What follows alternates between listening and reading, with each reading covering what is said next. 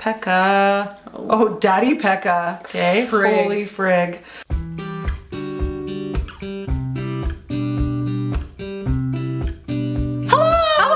Welcome back to Crows Before Bros. I'm Randy. I'm Lauren. And this is our corner of the internet that we just scream.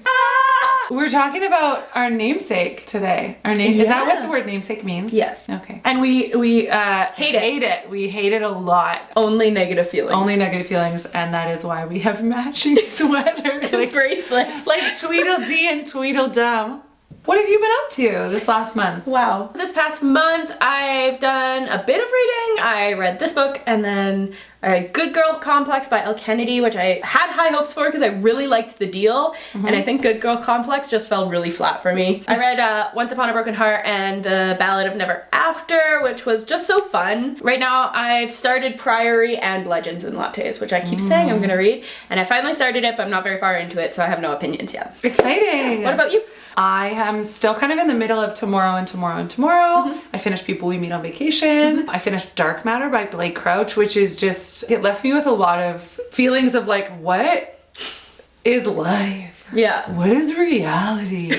Apart from that, just like kicking it. Yeah. You know, like, I don't know. Really cool. Really just kicking it. We are known for being excessively cool people. My husband and I have been playing Sunhaven a little bit, which is kind of like Stardew Valley, but like fantasy-ish. This month, we're talking about Six of Crows, if you haven't figured it out from probably the title and the thumbnail and the matching shirts and is saying that it's I actually live in Ketterdam. Yes. Yeah. Six of Crows. Six of Crows, yeah. So this is a reread for both of us. This book feels kind of like what got us back into like really loving reading. Like totally. We were both like readers. I read it in October after our first reading challenge. So I was already like amping up how much I read, but I feel like I read that book and then I was like chasing that feeling after that. I would super credit it to be one of the books that like really got me back into it. I wasn't really a reader as a kid, right? As much as I was reading more as like in my adulthood, and I would say like, to be honest, Harry Potter did that a little bit for me too, was when I first read those as a grown up. But I was like, wow, like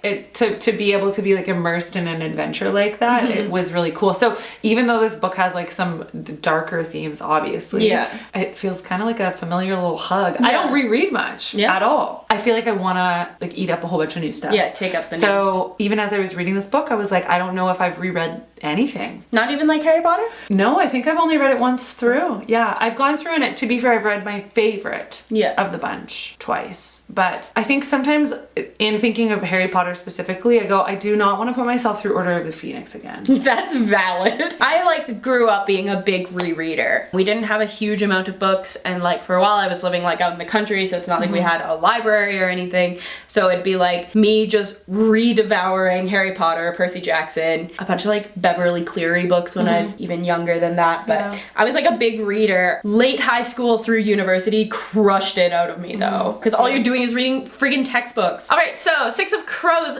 follows six teenagers. Literal birds. Six literal crows. It's six literal birds. Yes.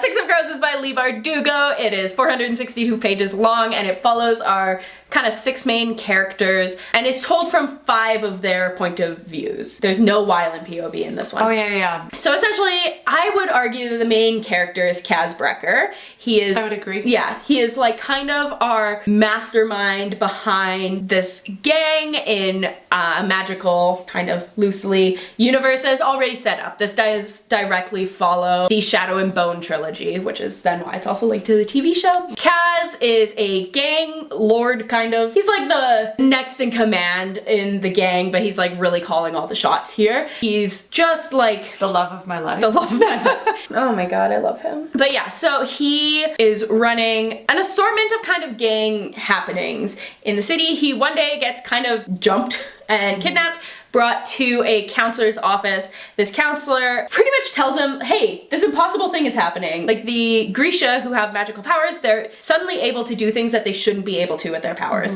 People who can control the wind can now fly, and people who can control water can go through walls and stuff like that, which is like against the science of this world. This is because of a drug called Jertaparum that this one guy created. He says, I'm gonna pay you 30 million Kruga to go kidnap this guy, buy by the way, he is in the most impenetrable fortress in the entire world, in like another country. So Kaz goes, oh, that's a lot of money. Nice. And Kaz has his own secret like motivations for taking on jobs that make this, you know, big risk, big reward moment.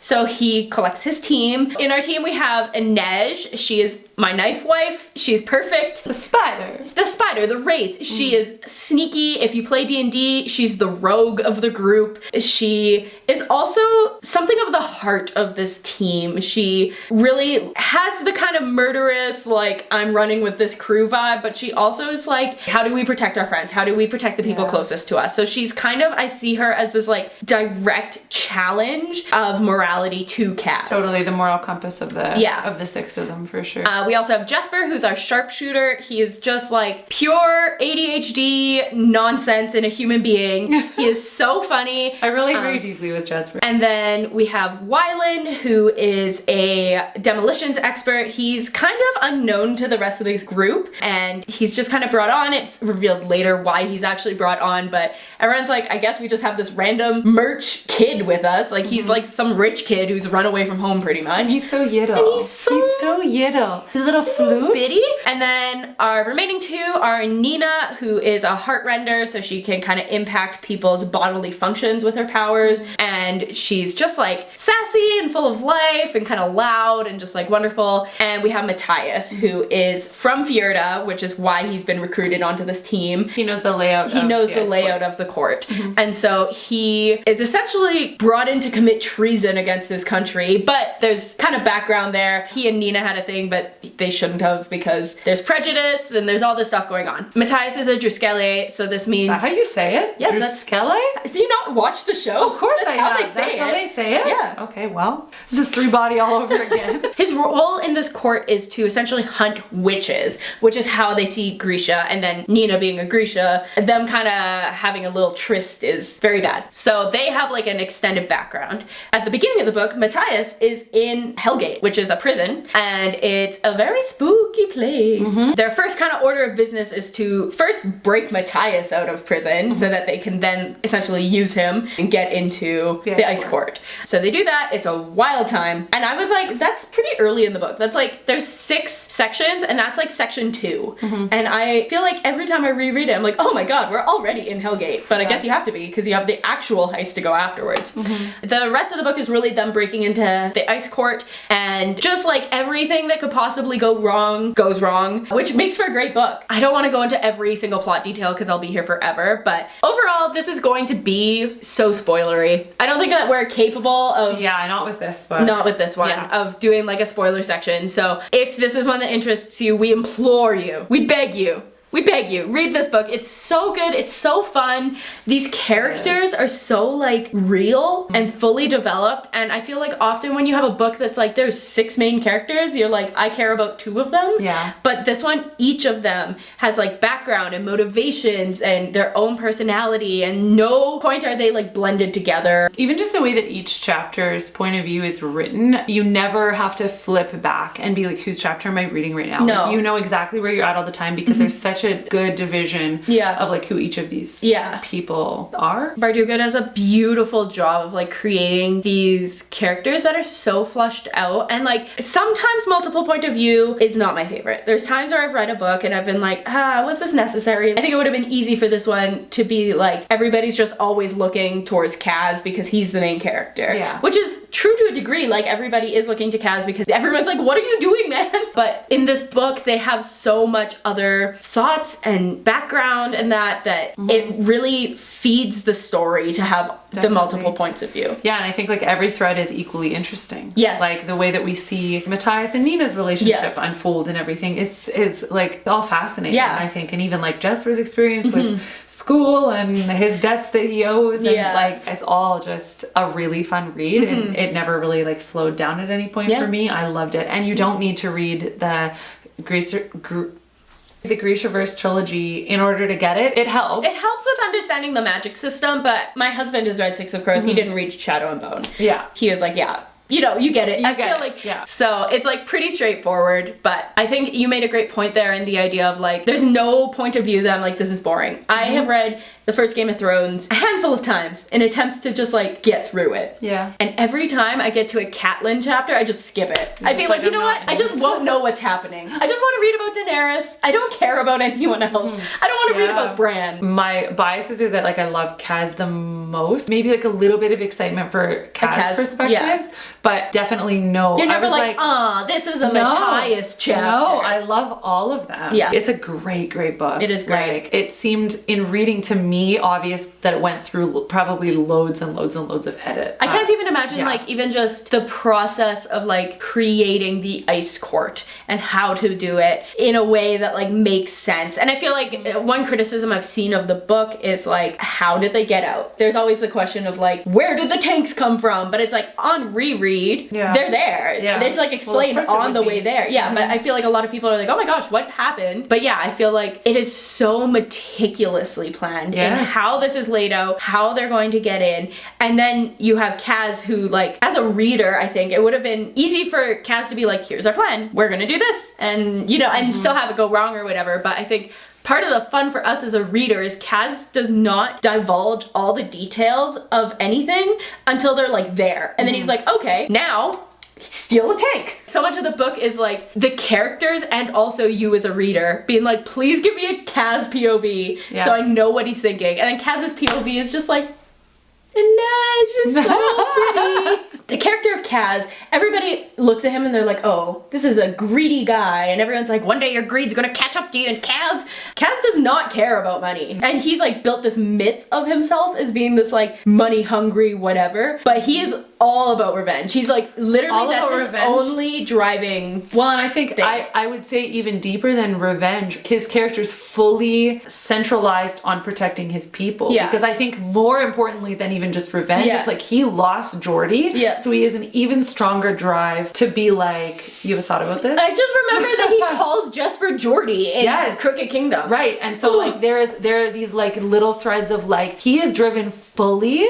by like protecting his people. Yeah. And so I would say especially Inej, but like it is not even just about revenge for the sake of revenge. It's for the sake of like protecting his people and protecting his people. And so no, he's gonna get his money. He's gonna get his I'm gonna get my money and I'm gonna get my girl. I am just overall obsessed. Yeah. We often do these videos where we're like, okay, like, well, what did you like about it? And what did you maybe not like about it? And I've like really given thought to like, I'm like, I don't know that I would change even one single thing. And that's not to say like, I know exactly what I'm talking about. I would change this and this, but I couldn't write it. I don't think that anyone could write it better than it exists already. Yeah. Even someone with writing experience, not like me. Yeah. I feel like the same. I feel like sometimes I'll read books and I'll be like, it would have been really cool if they went in X direction. Like I think of like The Selection. Totally. Would have been so cool if we went a more dystopian direction with this. Or if we took this character out because they didn't actually add anything. But in this book, it's like every single aspect of it. I'm like, no, this makes sense. It's here for a reason and it's like impactful. It's not just like, I'm gonna throw things around because it's very, very intentionally written book, I thought. One of the things that, like I really don't like sometimes about books is that feeling of like, hey, this has just been put in here for like shock value or whatever else. There are lots of things that happen in this book. I mean, even just like Uman's eyeball as an example that is like, like horrifically graphic, right? But like intentionally written. Yeah. Like not in the sense that it's like, oh, what can I do here because the story is slowing down. Like I need to like add something that's like really like shocking. Like everything feels like very, very meticulously thought out, like you said. Yeah, that's a great example. And like it would have been easy to be like, oh, they're on the boat now, so now it's chill. It doesn't just serve the purpose of like, it's kind of a slow moment and let's, do something about it. It really served this like, they're on the boat, Inej is safe, but Kaz is still not okay because his girl has been hurt. Well, and at that point in time, we don't fully know that Inej is gonna be okay. At that point in time, he's like still like seething. Yeah. Because he's like, well, you might have taken my wraith away from me. Yeah. So much of this book is Kaz being like so emotionally closed off. He's like, no, like Inej is just like this investment I made. And she's just like, the best at what she does. So like, that's why I keep her around and no other reason. I generally find it like harder to connect with a really really emotionally closed off character. But man, I follow Kaz into the dark for sure. Yeah, that's fair. I'm like, you know what? We were talking in the last video about like raising your standards of a man, and if a man is not gonna rip out somebody's eyeball for you, what's even the point? It's like, what's even the point? Something I wanted to talk about a little bit is like, we haven't watched all of season 2 of the show, and like the Shadow and Bone show is kind of, I think of it as like a fanfic prequel to what's going to happen in Shadow and Bone. There's obviously some details that have changed. Six of Crows. Oh, sorry, in Six of Crows. There's obviously some details that they've changed, but I think the show does a really good job of like staying true to the characters. And there's a scene, I didn't like catch the meaning behind it when we watched it together because we were too busy screaming about Freddie Carter's cute little button nose. Oh my gosh, she's so angular but so cute. There's a line in the show where he's like healing Inej, and she's like asking like, you know, do I have any weaknesses or tells when I'm fighting? And then she says like, okay, like what is your weakness? And he says, oh, it's the cane, it's the limp, that's what people see. They don't know to look for the real one. And then he like walks away, and I was like, I know, dead. It's of course it is. Yeah. And that like comes out in the book obviously too. I feel like rereading it, you almost, some of these things have like even more of an impact just because like context changes things, and also it's like that you have a different kind of like attention to detail on the second read. 100%. The moment where they're at the very end of the book and they're realizing that they're going to be double crossed here, which Kaz anticipated, but there is a moment where Kaz shoots a look at Inej and it's so fast that it was like enough time for the enemy to notice and then yeet Inej into the sky, right? But at that moment I'm like, no! Your weakness!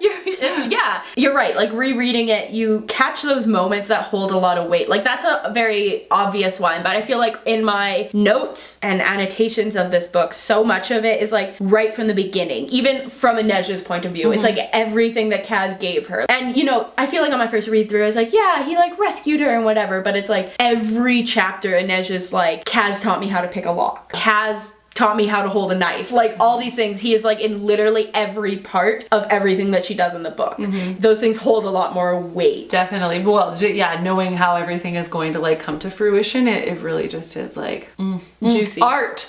There's like a few things in this book that I didn't necessarily pick up on the first time around, namely the theme of like what is home for all of these characters.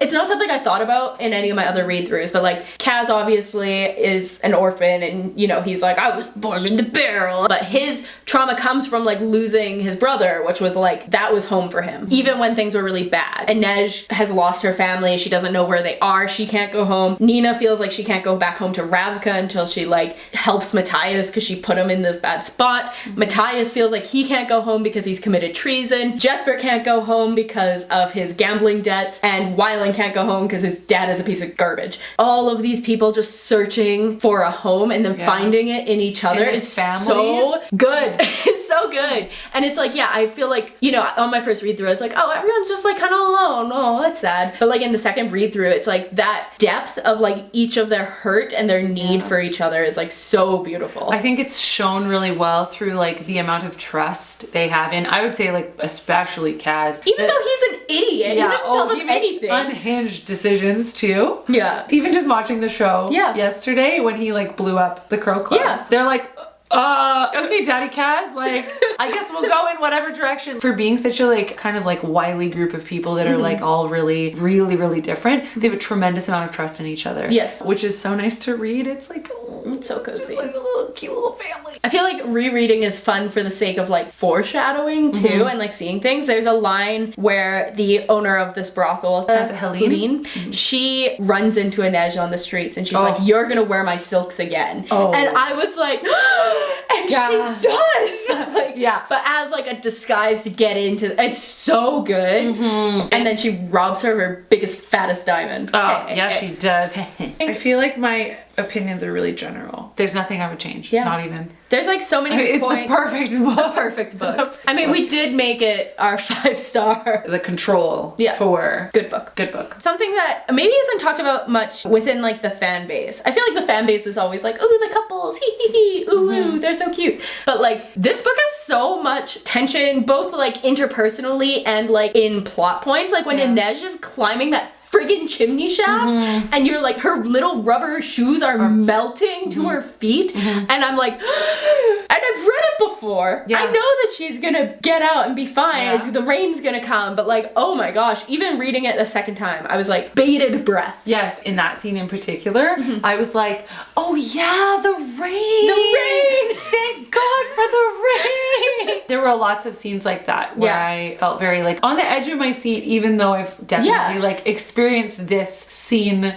before. Even having read it multiple times at this point, I'm like still like in awe as I read it. I definitely agree. Oh yes, okay, this is like kind of a separate thought, but I was recently watching a video by the book Leo where she talks about how she doesn't appreciate when there's like this like unlikely group of friends or whatever and like all of them perfectly pair up into couples.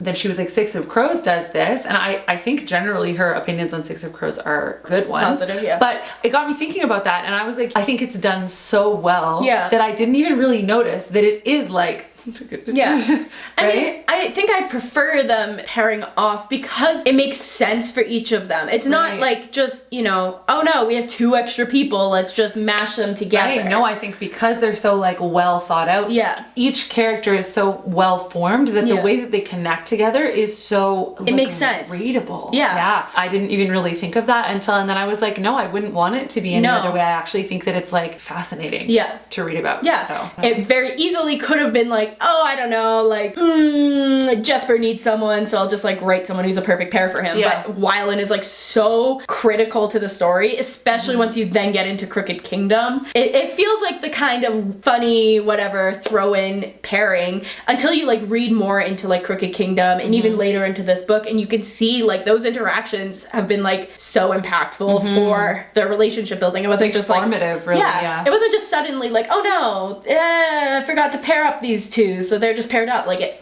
felt natural still. Definitely, You asked me to rank the crows. And I've decided that my answer is no. I can't. I really can't. I've really given it, it's been in the back of my mind for weeks now, and I don't think that I can. That's fair. I think, could you? I feel like I have a standard like A tier and B tier. Every time I reread it, I'm like, but this person isn't a B tier, but then it's like, but compared to other ones. So I feel like my A tier is like Kaz, Nina, Wylan. I love them so much. I feel like Wylan is a little less involved in this book, but by the time we like really get into his character in Crooked Kingdom, my little boy, I love him. Do you think that any part of your A tier is informed by the fact that you relate to Nina? Yeah, 100%.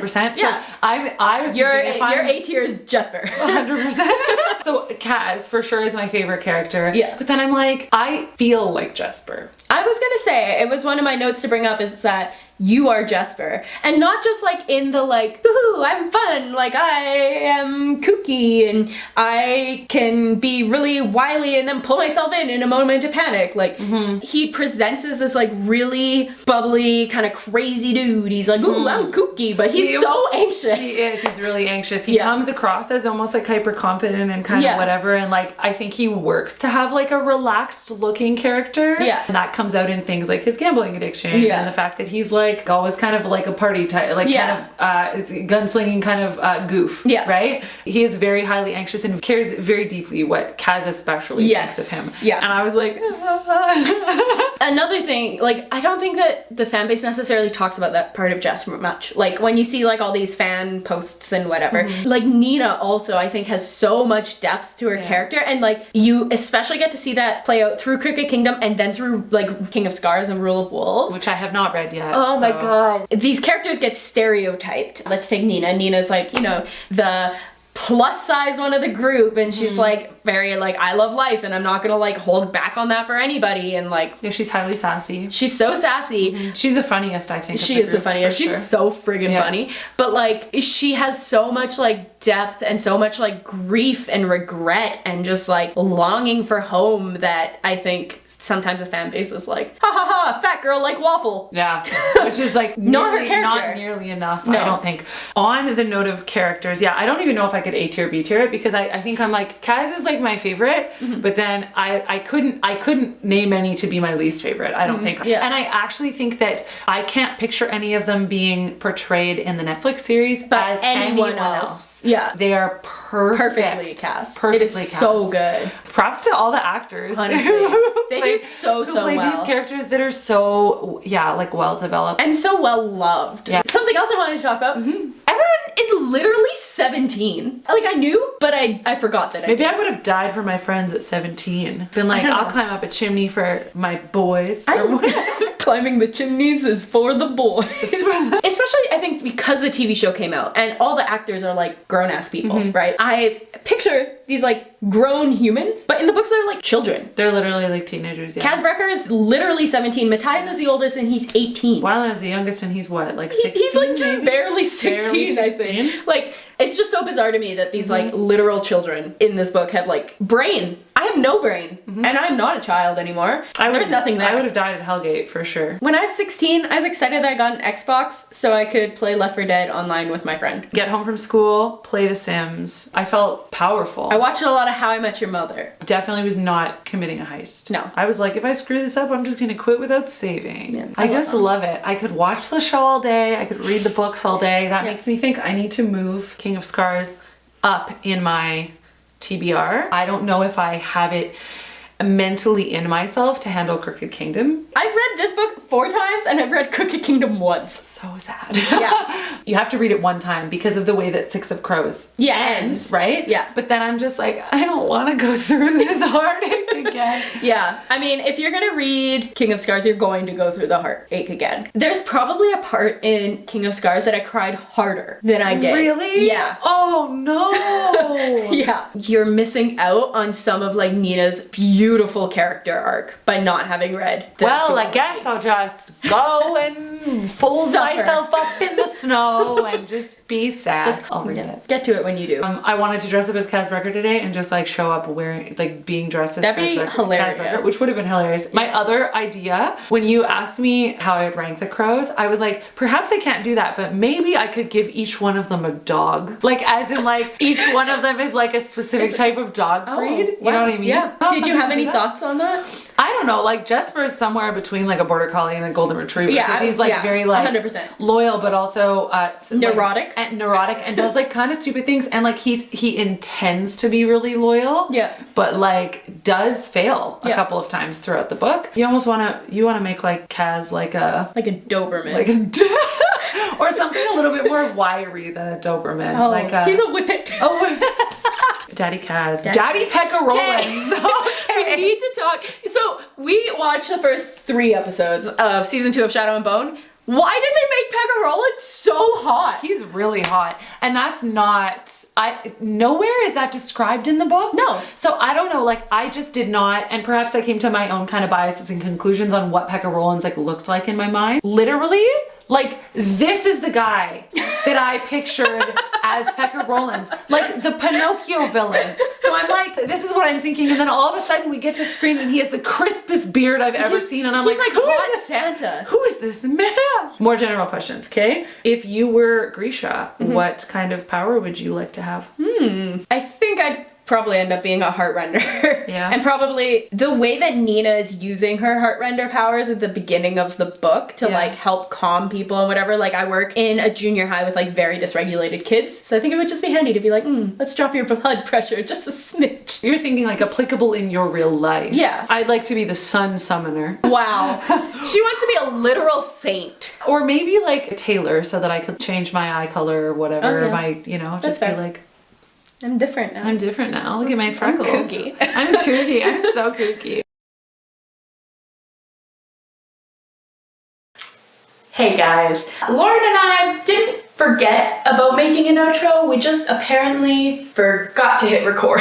So sorry about that. I'm gonna give you guys a quick little recap from my little editing desk here. We both rated this book 5 stars. You probably figured that out if you're here at the end of this video. Just one of our favorites, it's why we chose to reread it. We usually do song pairings to match the book that we've read, and we did in this video also. We've decided that we're gonna post that as a Instagram post, so follow our Instagrams, you'll get like a playlist of all the songs that we chose. A real bummer because I had a great gag song. Otherwise, we just wanted to say thank you guys for watching. Thank you for being patient with us when we have very silly tech problems. Let us know what books you love to just come back to and reread over and over again. And otherwise, we'll see you guys in the next video. We love you. Like, comment, subscribe, all those boring YouTube things that people do. It means a lot to us. We love you guys. Bye.